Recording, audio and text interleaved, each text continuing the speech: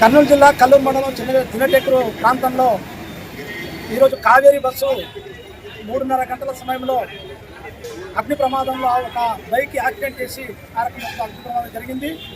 Bus మొత్తం కూడా కాలిపోయింది. 20 మంది ఆ బస్సులో చనిపోయారు. మిగతా 20 మంది సేఫ్గా బయటపడ్డారు. దాంట్లో కొంతమందికి కాలు ఫ్రాక్చర్ అయింది, కొంతమంది తల గాయాలైనాయి.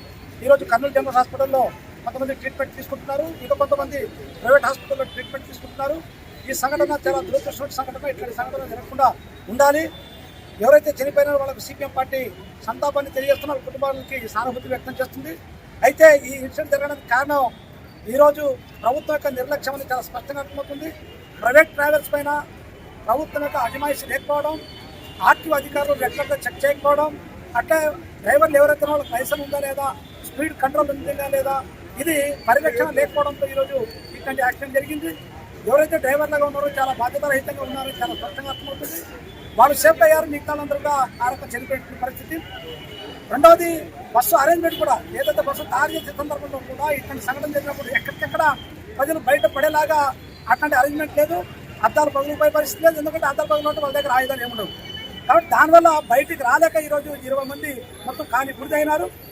దీనికి ప్రభుత్వం బాధ్యత తీసుకోవాలి, యాజమాన్యం బాధ్యత తీసుకోవాలి. అందుకోసం సిపిఎం పార్టీకి మేము డిమాండ్ చేస్తూ ఉన్నాం, ఎవరైతే చనిపోయారో ఆ కుటుంబాలకు యాజమాన్యం 50 లక్షలు చెల్లించాలి, ప్రభుత్వం 20 లక్షలు ఇవ్వాలని చెప్పి మేము డిమాండ్ చేస్తూ ఉన్నాం.